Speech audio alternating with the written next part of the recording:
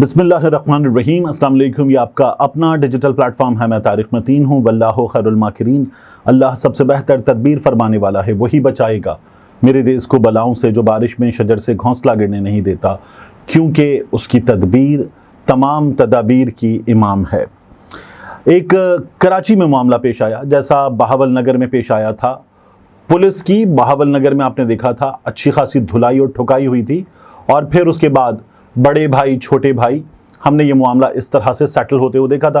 अच्छी बात है कि मामला सेटल हो गया था, लेकिन कराची में फिर कुछ इसी तरह का वाकया पेश आया, मगर इस वाकये को हैरानकुन तौर पर मीडिया, सोशल मीडिया पर जगह नहीं मिली। वजह यह कि इमरान खान के मामला चल रहे हैं, इमरान रियाज का मामला, सफ़र हज पर जाने से रोकने का मामला चल रहा है। अस्सलाम वालेकुम। मेरी वीडियो जारी है, मगर मैं दरमियान में इसलिए आन टपका हूं कि आपको बताना है। आप देख सकते हैं हमारा दूसरा चैनल डॉक्यूमेंटेड भी। डॉक्यूमेंटेड में हम पाकिस्तान की तारीख के अहम तरीन वाकयात, बाज़ औक़ात आलमी तारीख के अहम तरीन वाकयात डॉक्यूमेंट करेंगे। ऐसी कहानियाँ जो ज़रा छुपी हुई हैं, अनकही हैं, मुकम्मल तफसीलात के साथ आपके सामने नहीं हैं। ऐसी कहानियाँ जिन्हें सुनकर आप दांतों तले उंगलियां दबा लें कि क्या ऐसा भी हो सकता है। उन वाकयात को हम कर रहे हैं डॉक्यूमेंटेड। तो कराची का ये एक बहुत बड़ा केस, और शहर कायद का कराची का ये उस तरह से सोशल मीडिया पर जगह नहीं बना सका। मुमकिन है कि अब ये जगह बना ले। क्या हुआ इस वीडियो में मैं इसकी बात करूंगा।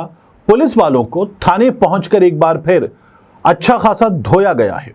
किसने धोया है, इसकी वीडियोज भी आ गई हैं। मैं अभी तमाम चीज़ें आपके सामने इस हवाले से रखूंगा।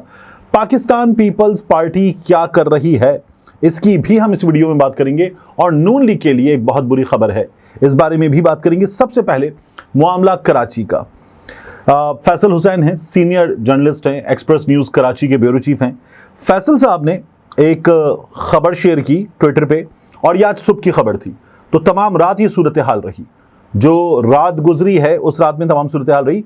कोरंगी रोड पर वकला ने रात से एहतजाज किया और कोरंगी रोड को ट्रैफिक के लिए मुकम्मल तौर पर बंद कर दिया। शहर की एक बड़ी सड़क बंद हो गई। कोरंगी रोड पर आने जाने वाला ट्रैफिक मुअत्तल कर दिया गया।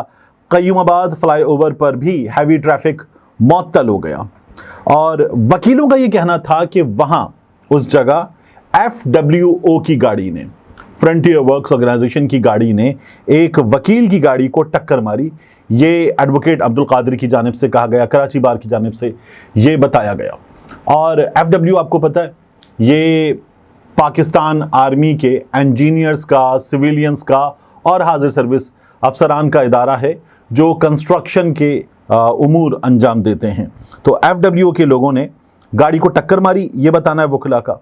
फिर हुआ ये कि वकील साहब ने, वहाँ पर कुछ बहस हुई, तलकलामी हुई, और उन्होंने वकील साहब को ज़रा सा डराया धमकाया।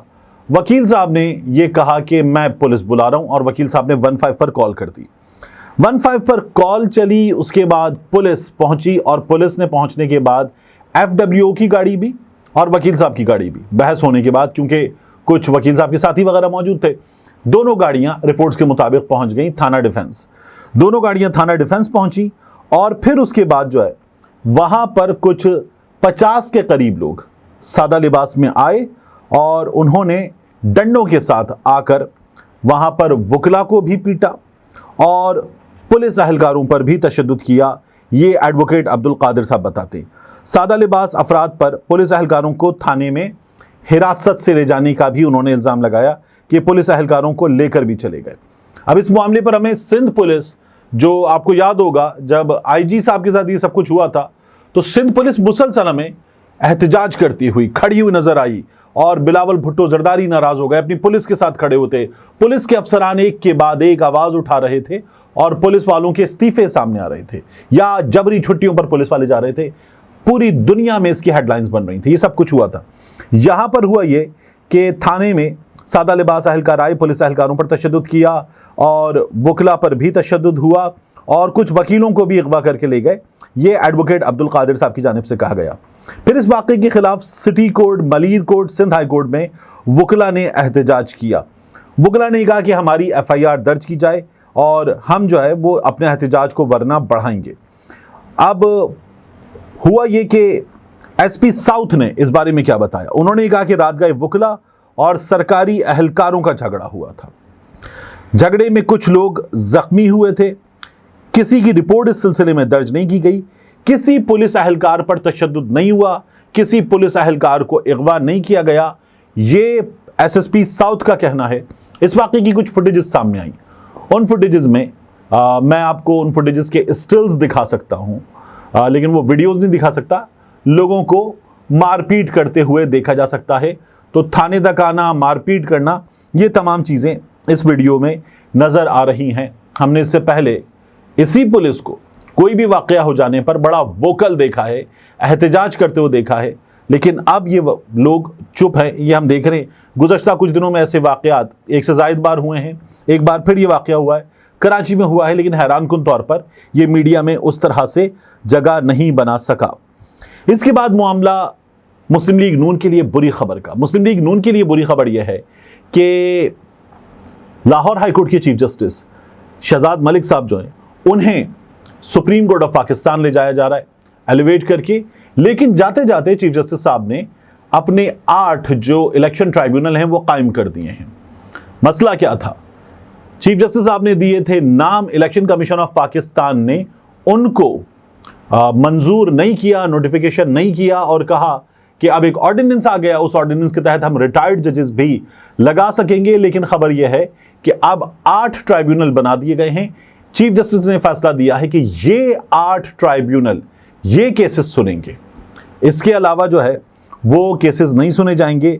ये चीफ जस्टिस साहब फैसला देकर चले गए हैं और इलेक्शन ट्राइब्यूनल्स को मखसूस अजला भी उन्होंने अपने नोटिफिकेशन में अलॉट कर दिए हैं। तो तमाम 8 जो ट्राइब्यूनल्स हैं वो चीफ जस्टिस की जानिब से कायम हो गए हैं। इसका नोटिफिकेशन भी आ गया। मुस्लिम लीग नून का मसला यही था, फॉर्म 47 पर जीते हुए थे, फॉर्म 45 पर जीत नजर नहीं आ रही थी और हमें बाकायदा तौर पर चीफ जस्टिस के खिलाफ ये लोग खड़े हुए नजर आ रहे थे। यही सूरत हाल हमने देखी इस्लामाबाद में भी।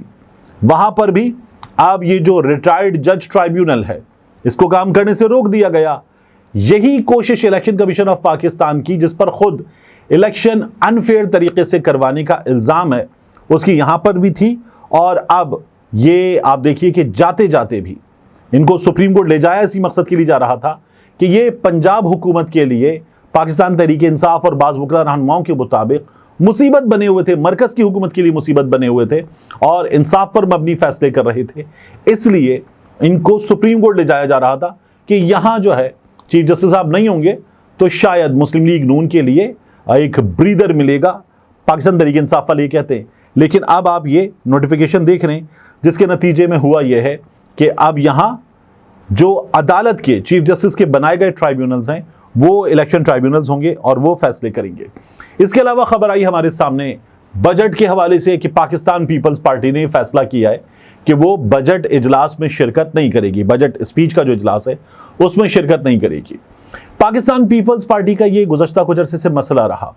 पाकिस्तान पीपल्स पार्टी ने हतक इज्जत का कानून जब मंजूर हुआ तो 4 से 5 अफराद उनके ऐवान में मौजूद थे और उनकी हाजिरी थी। लेकिन पाकिस्तान पीपल्स पार्टी वाले ये बताते रहे कि हमने तो बॉयकॉट किया था, ये कानून मंजूर हो गया। पाकिस्तान पीपल्स पार्टी वालों ने ये कहा कि हमने बॉयकॉट किया था, ये कानून मंजूर होने में हमारी मंजूरी शामिल नहीं थी। उसके बाद मामला गया गवर्नर के पास। गवर्नर पाकिस्तान पीपल्स पार्टी के हैं और फिर उनसे सहाफ़ी रहनुमाओं ने जाके मुलाकात की कि इसको मंजूर ना किया जाए। फिर क्या हुआ?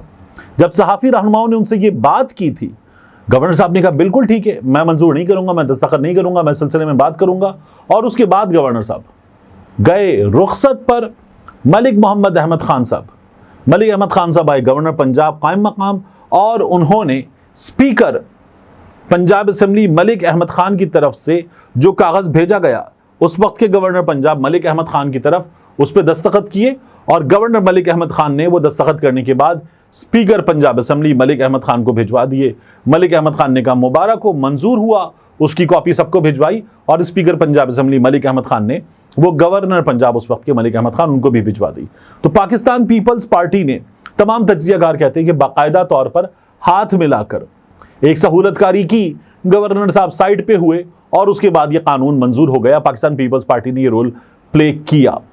पाकिस्तान पीपल्स पार्टी ने कानून मंजूर होते वक्त भी और फिर जब ये गवर्नर के दस्तखत का मामला था तब भी ये रोल प्ले किया। अब की बार पाकिस्तान पीपल्स पार्टी कह रही है कि नहीं, बजट में हमसे मुशावरत ही नहीं की गई, हमसे बात ही नहीं की गई, तो हम कैसे शिरकत कर सकते हैं।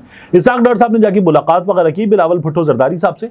खबर यह है कि पाकिस्तान पीपल्स पार्टी तकारीर में कुछ मुखालिफत कर लेगी, पाकिस्तान पीपल्स पार्टी किसी एक आध मौके पर नहीं बैठेगी, नाराजगी का इजहार कर देंगे, नहीं कर रहे, ये भी कर लेगी पाकिस्तान पीपल्स पार्टी। लेकिन in actual Pakistan People's Party budget की मंजूरी में वोट देगी और पाकिस्तान पीपल्स पार्टी अपने कुछ मुतालबात मंजूर करवा लेगी। ये पाकिस्तान पीपल्स पार्टी की गुज़श्ता कुछ अरसे से शिकायत है, ये पाकिस्तान पीपल्स पार्टी का कुछ अरसे से तरीका है कि थोड़ा सा नाराज़गी का मुजाहिरा करो और उसके बाद हाथ मिलाओ और जो भी टास्क दिया गया है उस टास्क में बराबरी का हिस्सा डाल दो।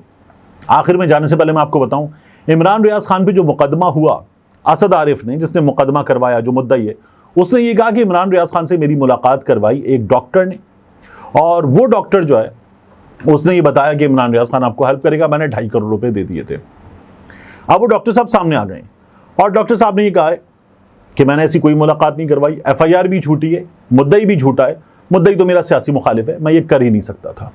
मिलते हैं इंशाल्लाह आपसे अगली वीडियो में।